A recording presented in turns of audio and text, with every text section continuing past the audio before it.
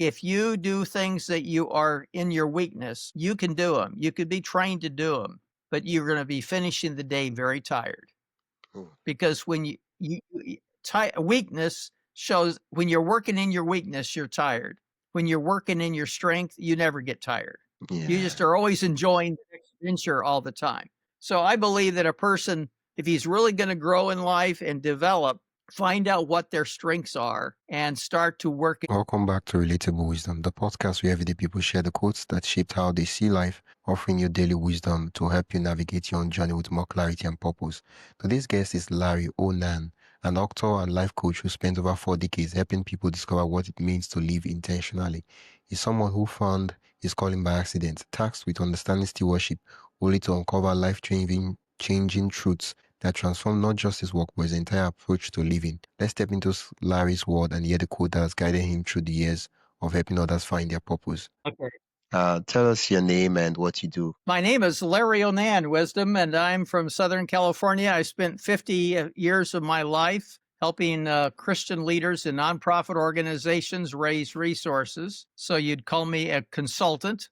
And I did that because I was with a nonprofit for about 20 years and figured out a lot of things that other people wanted to learn. So I started spending the rest of my career, the other 30 years, helping other people. So I'm a consultant, I'm a coach, I'm a mentor, I'm a kicker, I'm a pusher, all those things to help people. So that's what I've done I guess the question I'll be asking you is what haven't you done? What haven't I done? Well, I'm also a grandfather. Okay. And very active in a church, very active in help. I still consult some. So, I've got the white hair says I'm older, but that only means that I'm older in age, not in spirit. Yeah. I like that attitude. Thank you so much, Larry, for being a guest on the podcast. What's your favorite quote? The quote I wanted to kind of that I've lived so much of my life around is reads this way. It's by Oswald Chambers. You know, he's a great guy that wrote a lot of devotional guides, but it says, all of God's people are ordinary people who have been made extraordinary, by the purpose for which he was given. Everybody is regular or average person, except when God touches them and makes them extraordinary. So, you know, what Oswald Chambers said there really set me off. I'm an average person, but I've been blessed by God to be extraordinary. Wow. And so I try to live that way too, because if it wasn't for God's grace, I would be in big trouble. Oh, wow. Every man is an ordinary man, except is made extraordinary by the purpose. Yeah, everybody is ordinary, but they're made extraordinary. That's right. That's the essence of what Oswald, he wrote that probably in the 30s, and it's just stuck with me for a long time that we're just ordinary people until God touches us, and then we become extraordinary for his purpose. Now, the question I would ask is, how long have you known this quote? Have you had this quote as one of your favorites? How long have I had that viewpoint? Yeah. Is that the question? Yeah. Well, you know, I was raised as a preacher's kid.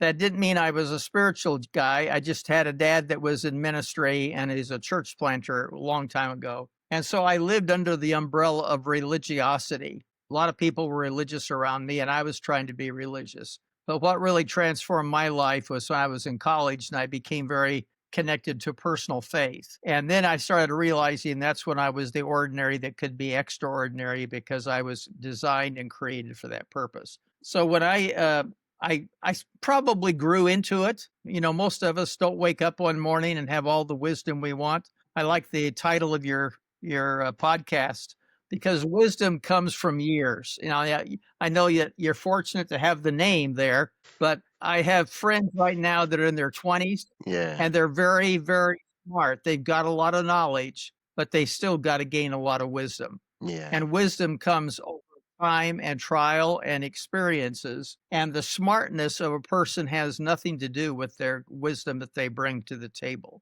And I think wisdom comes by doing and by trusting God and by seeing God do things. And it's a period of time that you get wisdom. It's not something that comes fast. And I think too many people that don't have wisdom think they are full of it. They have a great view of themselves, but they are really just they got a lot of knowledge. And I have a 23-year-old grandson, and he is really smart. But I often say to myself, he's really smart, but he's still got some years to go before wisdom shows up. Yeah. Now, he's applying smartness well, but wisdom is going to come over time. So much of what I've done in life, when I left college and went into ministry work and then became a consultant, I was learning from the vast experiences that I was experiencing. In fact, I had a mentor, wisdom that one time he told me, I was really struggling with a big assignment he gave to me. And I said, I just don't know how to even begin to do this. And I was trying to explain to him what the barrier was. And he said, Larry, stop. You've got the freedom to fail. He said, if you step out and start to do something, you will probably accomplish a lot more than you thought. You've got the freedom to fail because failure is not a defeat. Failure only means that I learned something so I can go try something else again. And so many of my experiences in life, when I was facing that real tough moment, like, what in the world do I do with this? I thought, well, let's try. Let's see what we can do. Let's organize. Let's plan. I saw God over and over and over again give the wisdom and the process of getting the task done because I knew I always had the freedom to fail. And when you have the freedom to fail in life, you're not afraid of it. Yeah. And I think a lot of people are just afraid to step out. They're afraid. And for the listener you've got there, if they can just realize that today they've got the freedom to fail, and if they don't accomplish everything, it only tells them what they can do probably to accomplish more the next day. Ooh. So you've got the freedom to fail. You've got the freedom to fail. I wake up, I run into that all the time. Wisdom, there was a time I was assigned a project and years ago, and I went into the vice president's of the organization's office, and he said, I've got a problem, and I'm wondering if you can help me with this problem. And I said, well, what's the problem? Because I was kind of in between jobs at that time. And he said, well, come to my bathroom with me. Now, it sounds funny, but his office was in an old converted hotel, and every office had a bathroom because it was a hotel room. And he went to the bathroom and he pulled back his shower curtain. And in that shower curtain were 29 boxes of boxes, just that clear to the ceiling. And he said, these boxes represent a commitment by a group of students, 80,000 students. And it was made 3 months ago, and they've not left my office since they were delivered here. And he said, I was wondering if you could take these 29 boxes and see if we can, by any way, collect or see the fulfillment of a $2 million pledge commitment to help an international project. Well, I thought, my gosh, I don't even know what you're talking about. I don't even know the first thing about what he just assigned me to. He said, well, see if you can't figure out something. So one other guy and I literally took the boxes out of this bathtub and began opening boxes and said, how in the world do we follow up something that's 90 days old after the people made it? Well, and then the freedom to fail, the guy I was reporting to, he told me, well, you got the freedom to fail. Nobody else is going to be able to do it. And we were able to exceed the commitment in the first year of working with that particular pledge fulfillment. That was just simply because we chose to have the freedom to fail, and we were willing to experiment. We were willing to try things, and it was exceedingly abundantly above all that we could ask or think, as Paul wrote in the book of Ephesians. We saw more things happen because we were trying things brand new that had not been done in the areas of my expertise, and we saw things happen because we had the freedom to fail. And I've used that over and over again. When you get big issues, try something. I think the other thing about this is sometimes we're afraid to fail because we're afraid of the goal. A friend of mine often, he was a visionary. Yeah. And his goal was to have 100,000 students show up at a conference. And everybody was looking at the 100,000, and we worked like crazy. And, we failed because we only had 85,000 students show up. Somebody challenged him, and they said, or were you disappointed that you didn't get to the million or to the 100,000? And he says, no, I'm not disappointed. If we had set our goal at 30 to 40,000, we wouldn't even have reached that. Yeah. The 100,000 gave us something to aim for. Yeah. And we far exceeded what our goal was by just working hard and getting close to it. So I think sometimes people are afraid to step in and trust God because they think that it's such a huge task. And I say, get out there and believe God for something. See what he wants to do. He can give you new direction and adjust the numbers and give you insights. So, it takes some wisdom to pull those things off. It takes networking. It takes a lot of people working together. Um, I wrote a book called Intentional Living and Giving, and people say, "Oh, you're the author." Well, I may have put together the final product, but the reason that book came about is I worked with 5 or 6 people for 6 months to come up with the content. It was a collaborative effort. We all were involved in seeing that book concept come together. Years later, I do write the book, I do author it, I do put it together, but the content would have been there without everybody working together. So I believe that leadership is also delegating responsibility and letting everybody own it. And if everybody is working together on a cause, you're going to get a lot more done than one person doing it by himself. Yeah, yeah. So it's been an experience of life, wisdom. That's what it's been. It's an experience of life that has taken me from one step to the next. And I had no idea when I started the journey of getting into fund development. I had no idea where it was going to lead. I was trained to be a high school teacher in speech, English, drama, forensics, all those things that you normally learn in high school. Yeah. I never used that particular skill package from the University of Colorado. I've used all my education, but I didn't come out doing what they thought I was going to do. Yeah. And I think sometimes God's got surprises down the way for us. And if he wants to surprise us, man, look out. He's got some great things planned for you. And it may not be what you think it is today. Yeah. So, I remember this quote recently. Guest on the show said that one of his quotes was like, "If you want to make God laugh, make plans."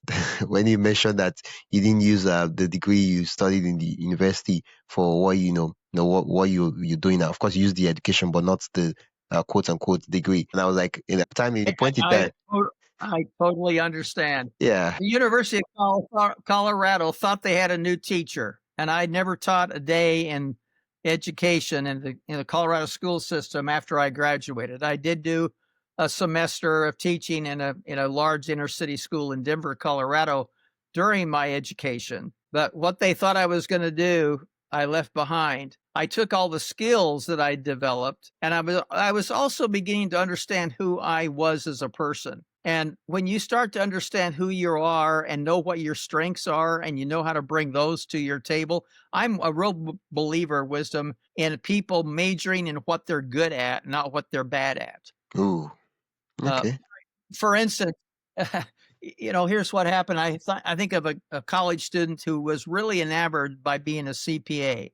CPAs make good money. They work with the right kind of people. He just thought it would be fun to be a CPA. He went through school and got his degree and passed the qualifications to be a CPA. And then he got his first big job with one of the large firms in the US, and he was absolutely miserable in the job because he had learned the skills of a CPA, but his personality was not a CPA personality. He was a real people person. When you're working in a large company, the last person they want to have any action with you is CPA type of people because they're there to look and see if you're doing it right. And his first assignment was 6 months long, and nobody in the company wanted to talk to him because he was doing the audit on the company. Yeah. And he realized after that first assignment, although I'm trained in the skill, I've got to do something that uses the personality that God gave me, not just the training of what I got. Yeah. So I really believe, and I like to help people learn what their strengths are. I don't know if people are looking for a way to do that. I'm a big fan of a group called Strength Finders, and you can go on the internet and find Strength Finders. It's put out by the Clifton organization out of Omaha, Nebraska. Strength Finders is a very scientific way of figuring out what your top 5 strengths are, and it also identifies what your 5 greatest weaknesses are at the other end of the spectrum. Yeah. And then in life, you focus on the top things you do well, and you start to excel and thrive because you're doing the things that you were made to do. If you do things that you are in your weakness, you can do them. You could be trained to do them, but you're going to be finishing the day very tired.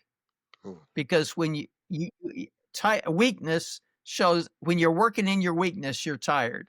When you're working in your strength, you never get tired. You just are always enjoying the next adventure all the time. So I believe that a person, if he's really going to grow in life and develop, find out what their strengths are and start to work against those strengths and utilize those to make your life what it should be. Because part of God's purpose for you is you're fearfully and wonderfully made, and he wants you to be unique to bringing help to people and help to this world. And you do that by using your strengths. You don't do that by trying to do your weaknesses. Now, luckily, where somebody else's strengths may be my weakness and vice versa. So I need to find people that are good at what I'm not good at. And I need to involve them in what I'm doing because I need their help. But I'm sure glad to delegate things off where I'm not good at doing them. And I love to get a detailed person. I'm good on the big picture and I'm big on the big design and I like to be creative, but don't give me a stack of financials. That's not my baby. I'm not going to be helping you a lot there. So if you're wanting financial help, I'm going to send you someplace else because it's all numbers. I do my own numbers. I can do it. But at 2 hours of working on numbers, man, I'm wiped out. I got to go take a break. Yeah. I'm doing something else, work for hours on the things that I do in my strength. Yeah. And in my particular case, I'm very good at maximizing in relationships. I'm very good at accountability and responsibility. I'm very good at connecting people with each other. And those are the skills and the abilities that I've used for 50 years. I've majored in my majors, not majored in my minors. Yeah, I like that. I think part of the biggest struggle is finding what that extra is that makes us extraordinary. Let's take a quick pause. If you're enjoying this conversation and want more thought-provoking ideas straight to your inbox, join the Relatable Wisdom email list. It's free, quick, and filled with bite-sized insights, inspiring quotes, and behind-the-scenes reflections from our guests. Just head to relatablewisdom.com/join. That is relatablewisdom.com/join, or tap the link in the show notes. And hey, subscribing to the podcast helps more than you think, and it's free. So if you haven't already, hit that follow button wherever you're listening. All right, let's get back to the conversation. Well, and that's a life journey because you don't always know that up front. I've seen college students graduate and think that they're on the trail or on the pathway of their future, and they want their first job almost to be their last job. And I know I went through probably 5 to 6 very major changes in my job as I developed my skills. So, I started off in ministry. I was working in one of the Ivy League schools. I just was working with college students. That was my job, was just working with them and introducing them to personal faith. Then I started managing some things and for a month. And those skills came through and they're saying, could you come and manage the Eastern United States for us for a whole year on this particular task? So that's a third job right there in 2 years. And then I was putting music groups together and I was putting them doing concerts across the United States. It was kind of a music developer for music groups. I thought I'd be doing that for the rest of my life. I was using my theater arts skill. I was using my language skills. I was doing a lot of things. And then all of a sudden that job changed on me. And lo and behold, I ended up with 29 boxes of pledge cards. And I'm thinking, how in the world did this figure into my life skill of what I enjoy doing? I learned that was the place where God says, it's time for a left turn. I'm going to surprise you, but I've got something else in mind. And I've been preparing you for 5 years. You're not doing your final job. You're just being prepared for your final job. And then I spent 35 years doing consulting after I spent 20 years with that organization and helping them raise money. Now, I believe in raising money, but I do not believe the book is about stewardship as an example wisdom. It's not about money. Money is one of 100 things that you and I can give away today. Yeah. And it's a major thing because we can see money. We know we can kind of handle it. We lose it. We make it. We go broke. We go in debt. I mean, there's things about money that kind of drive our lives. But what I learned is what I needed to do is help people be engaged in a mission that they believed in. And then how do I engage them the best? And it could be their volunteerism. It could be their money. It could be using their skills and abilities in some unique way that needed to be there.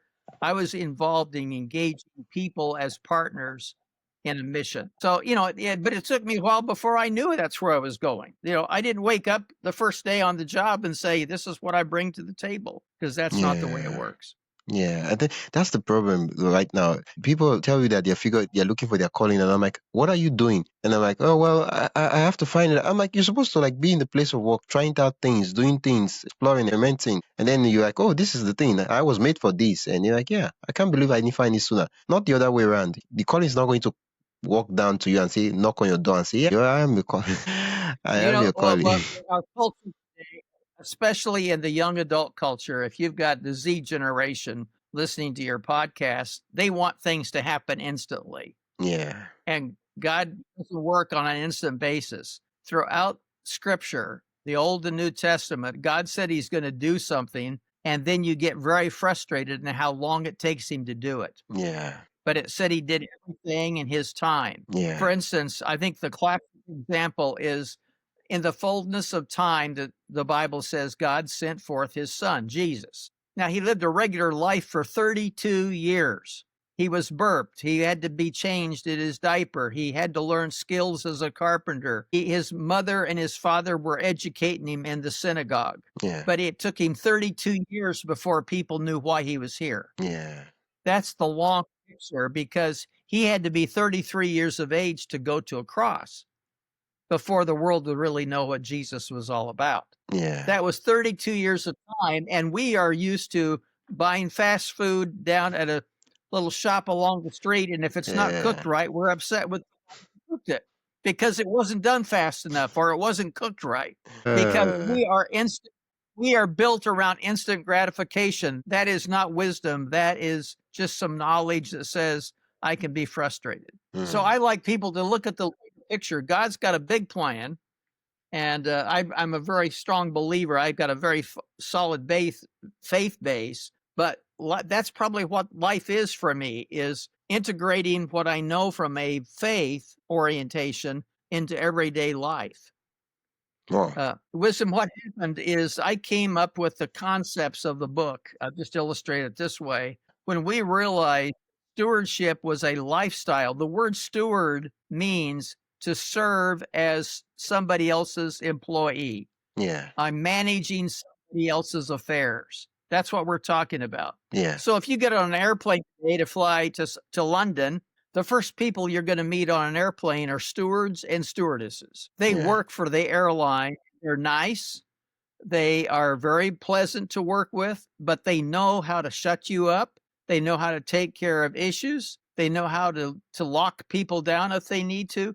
They are hired by the airline to make sure that airline is safe and secure so that it lands in London and flies back to your homeland. Yeah. Their task is to manage the affairs of the airline while that plane is in the air. They don't own it. They are participating with the owner to make sure things work right.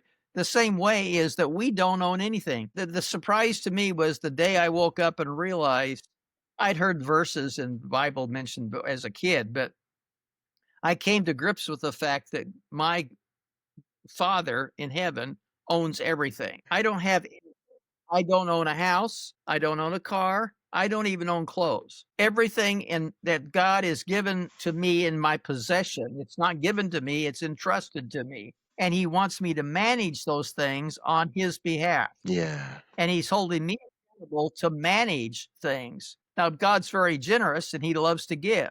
So the second principle behind that idea of stewardship is that God himself wants me to become a giver. God was a giver. He created, he does things. The scriptures in the Old Testament say that God said, let us make man in our own image. Our image of God is he's a generous person, a generous personality. He wants us to be generous. So he wants us to be giving. He wants us to find ways to be helping each other out. God gives to me, I give to you. That's the way it works. God also wants me to ask. He wants me to ask you for things. He wants me to ask other people for things. He wants me to ask him. It was about 6 or 8 months ago, I was speaking at a men's breakfast. There was about 30 men there at the breakfast, and it was a good time. And when I was finished, they thanked me for the day, and they dismissed everybody. And 80% of the men were out of the room within 5 to 6 minutes. They got up and left. and 2 men were left cleaning up everything, doing the tables, throwing away the trash, all this kind of stuff.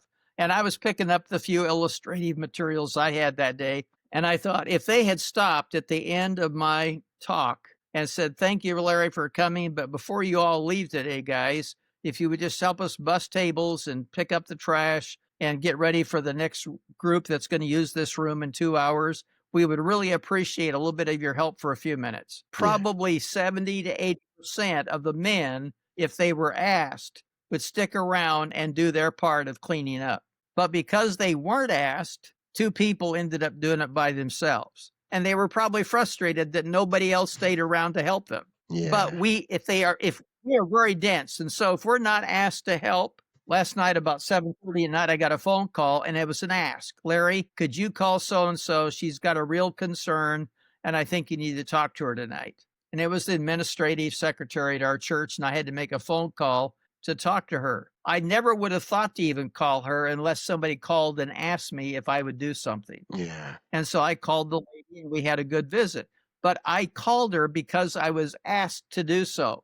So we need to ask God. That's a prayer thing. But I need to also ask the people around me to help. When I started developing the stewardship principles, I asked 5 guys to come and help me figure it out. I didn't go in my office and close the door and think, "Oh God, what am I going to do?" I got together as a brain trust, and together, because I asked them, they took ownership and we created 5 key principles of lifestyle stewardship.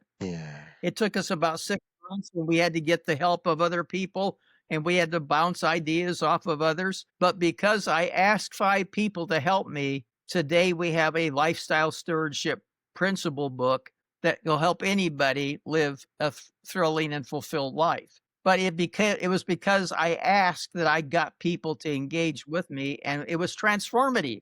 When we were done, we were shocked with the outcome, and it helped us for 30 to 40 years doing things. So it has long-term impact, but it took a team, not a one person. I had to ask the team to help me. Now, the other principle that comes into that play is while you're doing this, you've got to keep in mind the principles of the harvest. And anybody that's planted anything to grow in any culture knows that when you put a seed in the ground, it's going to take a while before that seed matures and produces a harvest. And the laws of the harvest have got to be managed. People have got to take care, cultivate, do the right things, and stay with the harvest that you plant because you want the outcome. In my backyard in Southern California, my neighbor has an orange tree, but we only get oranges off of that tree in January and February of every year. The rest of the time, it's producing blossoms, little oranges that you can't even see. It's got to be watered and cared for throughout the year. And by January of 2026, we'll be enjoying oranges again off of that tree. Every year in January and February, we enjoy the fruit of that tree, but it takes the year before it happens. That's the law of the harvest. It takes time for things to happen. And in our culture today, we want it to happen much too faster. We want to plant the ground, we want to plant the seed today and get the harvest tomorrow because we want to go do something else. Thank you so much, Larry. I love So the to. wisdom. I So that's what.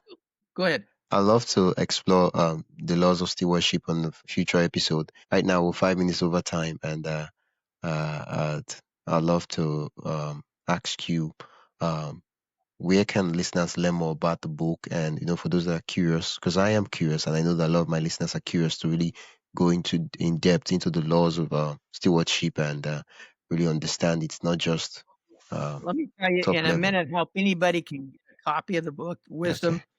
First of all, you can go to any place that sells books. Intentional Living and Giving. This is what it looks like. It's kind of easy to see there on front of the screen. I think you got it right there. Yeah, I got it. Intentional Living and Giving. But I'll tell you what they can do. Anybody, any place in the world can go to my website, larryonan.com. And on the front page of that is a place where you can just download a free copy to a Kindle or your Nook or whatever you read books on digitally. And you can download the book and begin reading the book immediately. That's going to be for free. Anybody that wants to go on there and get a copy of it, it's theirs to take. Now, what I'm hoping you'll do is get a copy so that you really can get into the content. But the book is going to do 2 things. It's going to give you the very core principles of stewardship, And then the latter half of the book is how do you apply those principles to your life every day? Because you need to learn to live as a steward, not just know the principles. And so the latter half of the book is full of chapters that help you navigate everyday life. And the first 9 chapters are understanding how these principles really work. And a person that is frustrated and confused and feeling defeated, I can assure you that if you get into this is a handbook for you to become a thriver in life rather than a defeated one in life. And so LarryOnan.com, you can get it. Just LarryOnan.com and go get the copy and start reading. Yeah, the links will be added to the show notes and the description, so you can just wherever you're listening, whether you're watching on YouTube or listening to the podcast on Spotify, Apple, or whatever podcast platform, just check the description and the links will be added there. Thank you so much, Larry. It's been an absolute delight listening to you very much. Share so much wisdom. It's been good to be with you. You're reliable and you got a lot of wisdom. Thank you much. Bye-bye. Thank you so much. Take a couple. You've been listening to Relatable Wisdom, and I've been your host, Wisdom Okonkwo. You've been listening to the podcast where every story, quote, and insight helps you see life a little differently. If you enjoyed today's episode, follow the show on your favorite podcast app and share it with someone who loved the conversation. For more inspiring voices and timeless wisdom, visit relatablewisdom.com. Until next time, keep living, learning, and collecting wisdom that matters most to you.